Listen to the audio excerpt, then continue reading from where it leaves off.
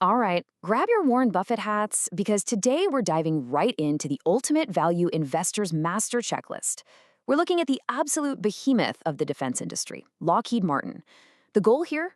To cut right through the daily market noise and figure out if this business truly deserves a spot in a long-term compounding portfolio.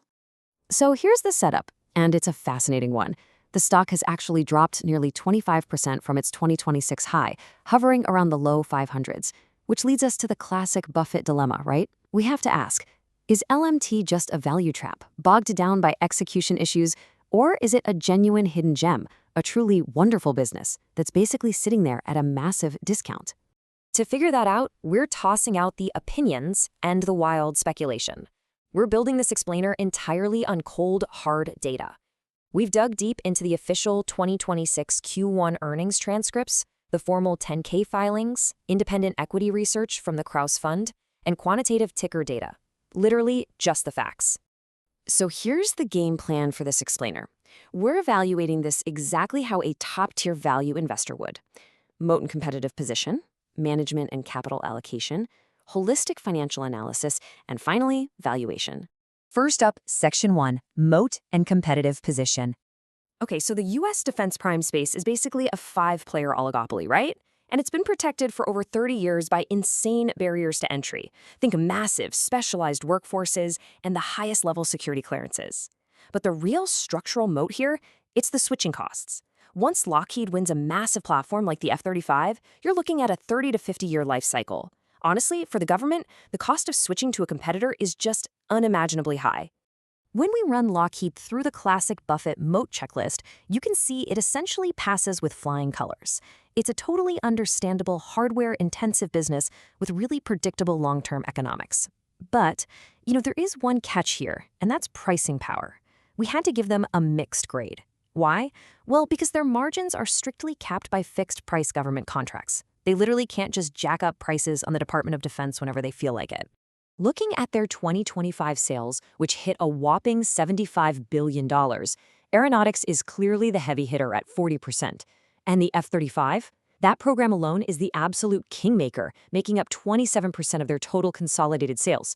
But definitely keep an eye on that 19% slice right there, missiles and fire control. That is actually their fastest growing segment, and it's being heavily driven by this massive global demand for PAC-3 and THAAD interceptors.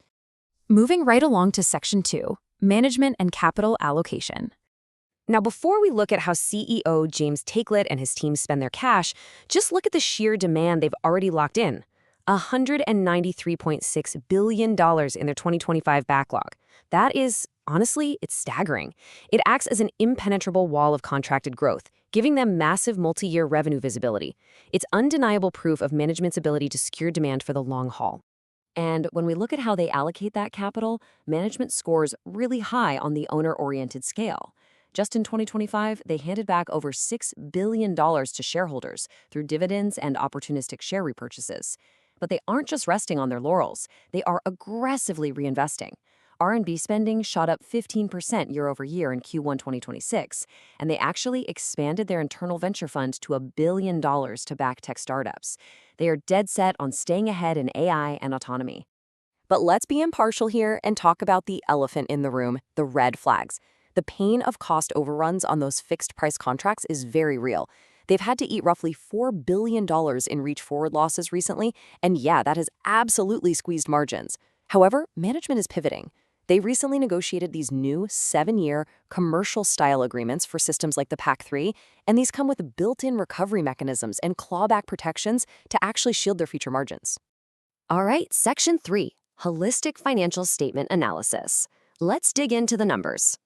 If we're ranking earnings quality, Lockheed Martin just absolutely dominates in capital efficiency. I mean, look at this return on invested capital, 18.29%. That is nearly double what closest peers like General Dynamics and Northrop Grumman are doing, and it absolutely blows RTX out of the water. This right here, this is the ultimate hallmark of a true compounding machine. Now, digging into this comparative 2025 data, you might spot something a little counterintuitive.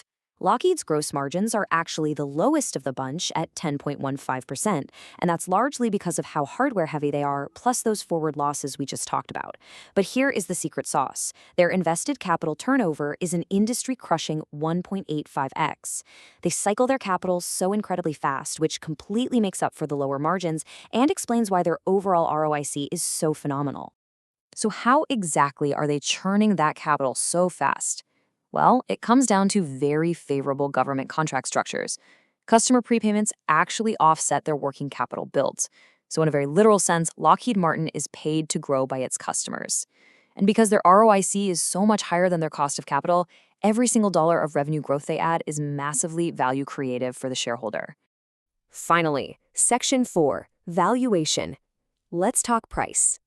Walking through the rigorous valuation models from the Cross Fund, their base case 10-year discounted cash flow model spits out an intrinsic value right around $638 to $647 a share.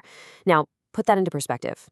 The stock is currently trading down around the $508 to $513 range.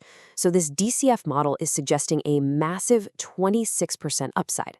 That is a seriously compelling margin of safety. And you know what? The relative valuation completely backs up that discount.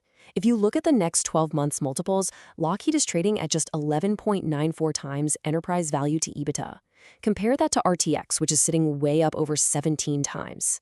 It's kind of wild. Despite having the most direct exposure to this massive global missile defense ramp-up, Lockheed somehow remains the cheapest large-cap defense stock across basically every major multiple. And their future earnings power is backed by very real, surging demand. Literally, in the first quarter of 2026, they landed a jaw-dropping $7 billion contract for the PAC-3, which is forcing them to quadruple their missile production capacity. As CEO James Taiclet said, their focus on clear alignment with national defense priorities is really paying off in the form of guaranteed, long-term revenue. So, let's bring it all together and summarize the explainer verdict. Lockheed Martin absolutely passes the test as a fundamentally sound wide-moat stalwart.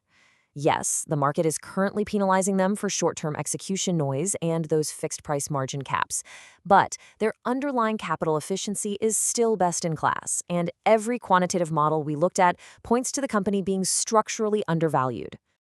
As we wrap up this explainer, I really want you to think about this. With that staggering $193.6 billion backlog acting as an almost impenetrable revenue moat, you have to ask yourself, has the broader market completely mispriced this incredible capital compounding machine just because of short-term headwinds? And more importantly, is that margin of safety wide enough for your own investment strategy?